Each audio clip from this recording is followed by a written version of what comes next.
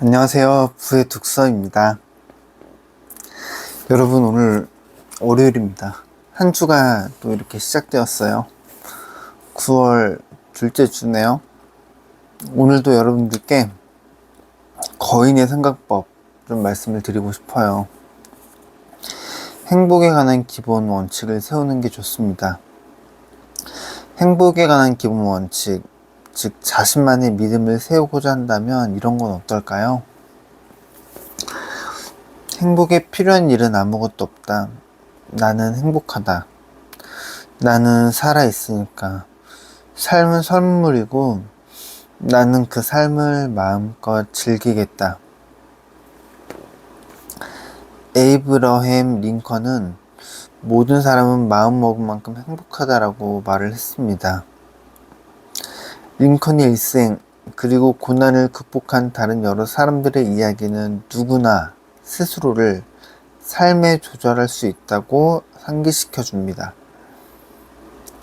행복에 관한 원칙을 받아들이고 자기 조율의 기준을 높이겠다고 결심해 보면은 이것이 우리가 현명하고 유연하며 창조적이겠다는 약속이며 끊임없이 자신의 삶을 성찰하는 방법을 찾아 나설 수 있다는 의미가 됩니다. 자기 믿음은 삶의 근거가 됩니다. 자신의 가치와 일치하는 삶을 살고 있는지 어떻게 확인할 수 있을까요? 그것은 진정으로 우리의 규칙에 달려 있습니다. 즉, 성취감, 행복감, 건강함을 느끼기 위해 무슨 일이 일어나야 하는지 그 전제 조건에 대한 신념을 알 수 있습니다. 마치 머릿속에 작은 법정이 자리 잡고 있는 것과 같습니다.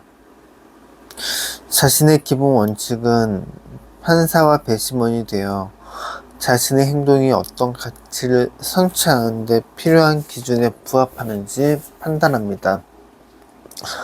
어떤 상황에 대해 행복할지, 기분 나쁠지, 고통스러울지, 즐거울지와 같은 감정을 느끼도록 결정하는 것도 이 기본 원칙입니다.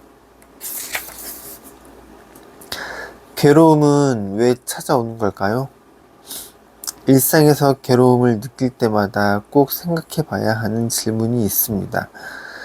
이 괴로움이 지금 내가 처한 상황의 결과 때문인지 아니면 그런 상황에 대해 어떤 감정을 느껴야 한다는 나의 규칙의 결과 때문인지 이렇게 괴로워한다고 상황이 더 나아질까요? 이 상황에서 기분 나쁜 감정을 갖는 것이 내가 어떤 기본 원칙이나 신념을 가졌기 때문은 아닐까요? 자신의 규칙이 이성적이고 적절한지 명확하게 하기 위해서는 우선 기본 원칙을 검토해야 합니다. 행복하려면 우선 성과를 올리고 돈을 많이 벌고 다이어트에 성공하고 항상 스트레스가 없는 상황이 유지되어야 한다는 기본 원칙을 가진 사람들이 적지 않습니다. 이런 사람들이 과연 평생 몇 번이나 행복하다고 느낄 수 있을까요? 자신의 원칙을 검토하고 스스로 그에 따라 살고 있다는 사실을 기억합시다. 단순한 원칙으로 기쁨 만들기. 생각보다 많은 사람들이 나쁜 기분에 빠지는 방법, 괴로움의 기본 원칙은 끝도 없이 만들어내면서 정작 기분이 좋아지는 방법은 거의 만들지 않습니다. 지금 당장 더 자주 사랑받는 기분을 느낄 수 있도록 기본 원칙을 정해보시죠.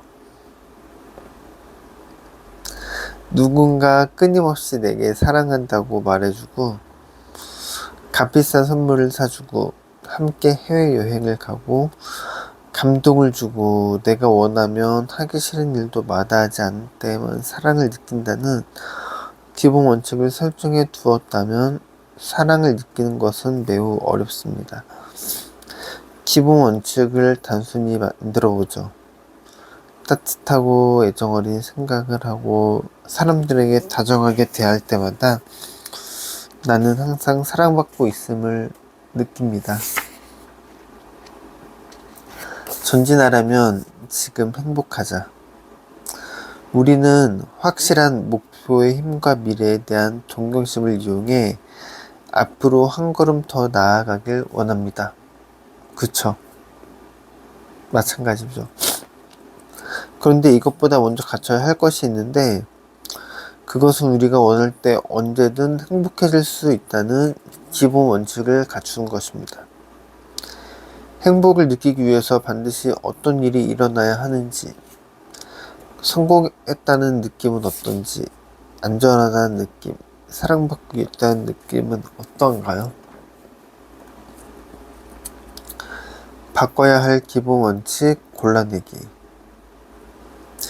규칙으로 인해 당신의 활력을 빼앗기고 있다면 기본 원칙을 점검해야 합니다. 그렇다면 바꿔야 할 기본 원칙은 어떻게 할 수 있을까요? 다음과 같은 원칙은 활력을 빼앗습니다.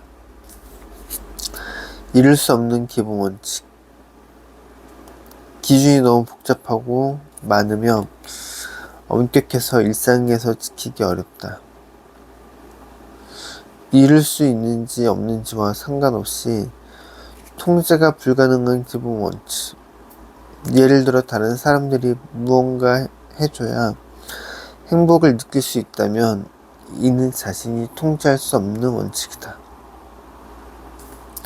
행복해지고 원칙은 죽고 괴로워지는 원칙이 많을 때 예를 들어 기대했던 모든 일이 일어났을 때에만 행복해지고 그 밖의 일이 일어났을 때 괴로워진다면 행복을 느낄 일이 너무 적다.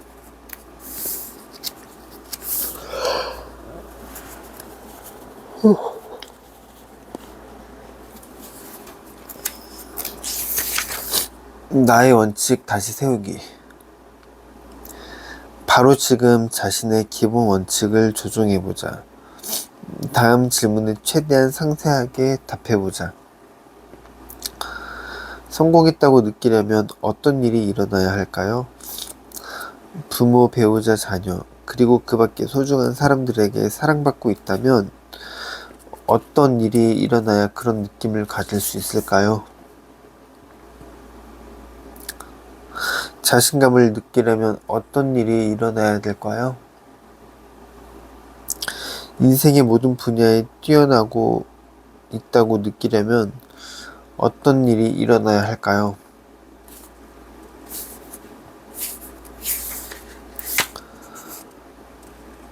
왜 화가 나는지 스스로에게 질문하기. 지금까지 다른 사람들과 사이에서 있었던 불안은 사실 모두 기본 원칙이 깨져서 생긴 문제다. 상대에게 화난 것이 아니라 상대가 나의 기본 원칙을 어기기 때문에 화가 난 것이라는 의미다. 즉 어떤 일이 어떻게 되어야 한다거나 어떻게 되는 것이 좋을지에 대한 믿음이나 기준에 대해 어긋나는 행동을 했다는 사실이 화가 난 것이다. 사실 우리도 한 번쯤 어떻게 행동하고 생각하고 느껴야 하는지에 대해 규칙적을 위반한 적이 있을 것이다. 그러니 앞으로 또 누군가에게 화가 난다면 그 사람에게 화가 나는 것이 아니라는 사실을 기억하자.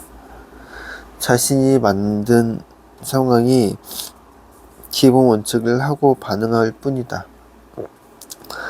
화가 나는 순간 자신에게 물어보자. 지금 이 상황에서 무엇이 더 중요할까? 내 기본 원칙인가? 상대와의 인간관계인가? 이런 질문을 이용한다면 좀 더 진심이 담긴 의사소통이 가능하고 갈등 상황에서 벗어날 수 있다. 끊임없이 소통해야 하는 이유. 나의 기본 원칙을 분명하게 알리지 않으면 사람들이 나의 규칙을 따를 것이라고 기대하지 말자. 다른 사람들의 기본 원칙을 몇 가지라도 지켜주지 않으면서 사람들이 나의 규칙을 따라줄 것이라고 기대하지 말자. 또한 기본 원칙을 미리 분명하게 알렸다고 해도 여전히 오해가 생길 수 있다는 사실도 기억하자. 바로 이 때문에 지속적인 소통이 중요하다. 기본 원칙에 관해서는 절대적으로 확신하거나 가정하지 말고 지속적으로 대화하자. 한 주가 시작되었습니다, 여러분. 오늘도 여러분의 멋진 하루를 응원합니다. 끝까지 시청해 주셔서 진심으로 감사합니다.